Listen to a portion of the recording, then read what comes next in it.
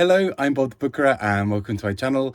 Today I'm doing a wrap up of the books I've read this week, and as you'll see in just a moment, that wasn't quite as many because I have been ill this week, and yeah, it's not been fun. So I think I kind of came down sort of with something, it seems, at the end of last week, and it's only been in the last couple of days really that I've been able to read anything at all. So I've only got two books really to talk about, and they're both very short, but they have been really interesting books to talk a little bit about what's been going, about health actually, and about the idea of wellness.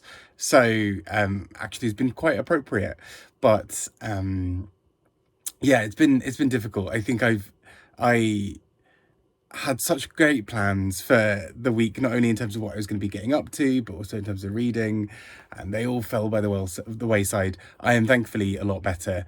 It was some kind of combination of COVID and gastroenteritis and some other stuff, and so as you can tell, I've had the greatest week of my life. Although it was very nice. I did manage to, in parts, I managed to sit and catch up with all of the traitors, both US and UK. So silver linings and all that. Anyway, on with the books. So the two books I read this week, I'm realising, are both very, very strong on the black and white and grey kind of colour scheme. But let's talk about the first one. And this is The Book of Hours by Letty McHugh. And you'll notice that this is a bit bigger. This book is sort of almost pretty much A4, and it's sort of this sort of really beautiful book that I found really quite touching. So it was shortlisted, longlisted, now has been shortlisted for the Barbellion Prize of writers around disability. So disabled writers and people commenting and writing on disability.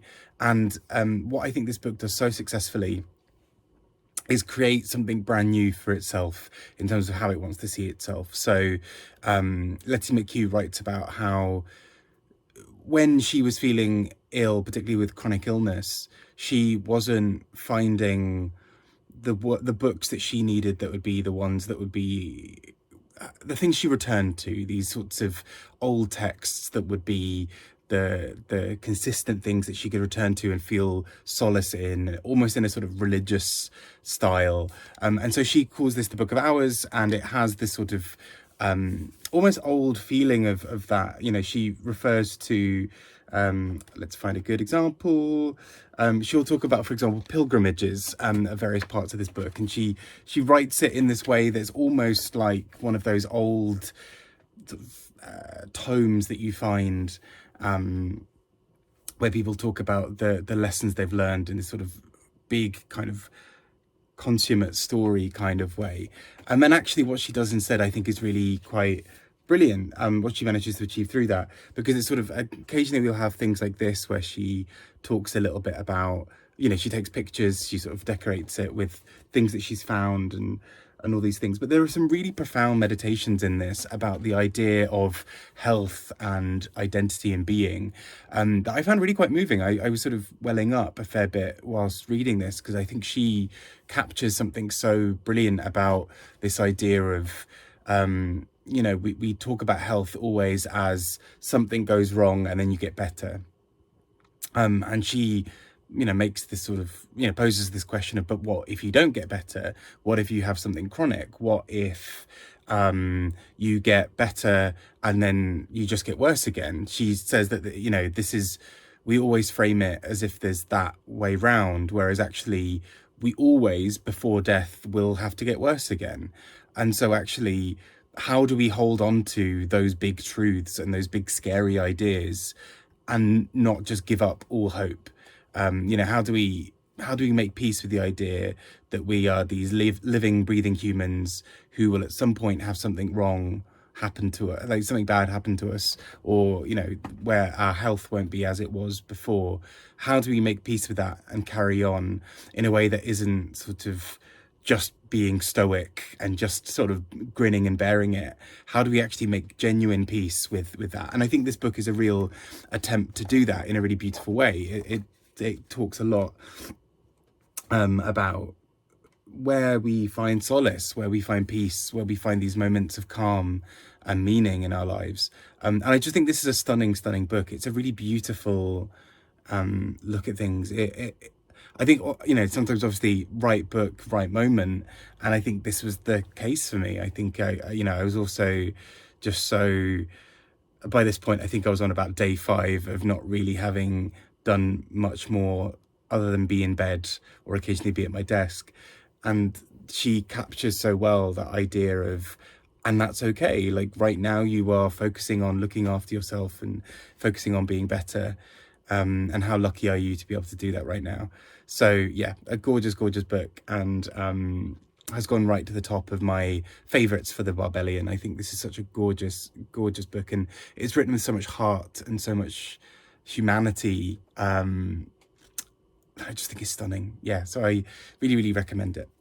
And the other book I read this week is A Fortunate Man, the story of a country doctor, by John Berger, with Jean Moore doing the photography. And actually, that was quite helpful because there are a lot of photos in this, which made it a much easier read for my very distracted and tired brain right now. But I think, at the end of last year, I mentioned reading A Fortunate Woman by Polly Morland, which was a sort of response to this book, like a modern day response.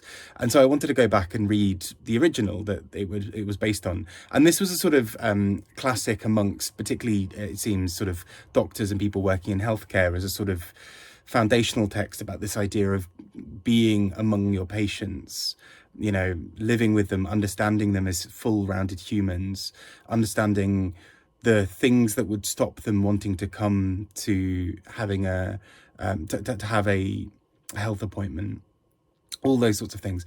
And this book, therefore, is a sort of 3-way sort of piece between two Johns and a Jean. So John Berger observing this, Jean Moore doing the photography, and John Sassel, who is the doctor at the heart of this. And he is sort of portrayed as this man who is watching all of this sort of life take place, and he's trying to find the best way to be a doctor in this sort of very stoic, quiet, considered way, in a village where people are often a bit more hesitant. But actually, as both Polly Morland's book points out, and a couple of little bits in this book point out, we miss some of the main characters, such as his wife, John Sassel's wife, who does a lot of support. We kind of very briefly skirt over the fact that that John Sassel, about 15 years after this book, took his own life. And so John Berger is very keen at the end, in his final, his sort of afterword, before we get to the bit about the death, to talk about how saying whether the person in the book lived or died afterwards sometimes completely shapes the narrative in ways that were unintentional, right? We start to see certain things as being more or less tragic or what have you. And so he's very keen to avoid that. But then there has to be this afterward, 15 years later, of him saying, oh yeah, actually, John Sassel did take his life. And actually that does cast a lot of this book into a different shape, because what we sort of see is this sort of stoic, calm, polite professional distance from people around him may also potentially be seen as this sort of, he's maybe read as him maybe not being fully happy in this environment or what have you, which is both fair and unfair in various ways. Anyway, I'm getting away from the point, but essentially this book, I think, does some really interesting things to go into some of those stories and to really tell a very human picture of a lot of the people around him. The pictures are very spare in a really beautiful and kind of haunting way.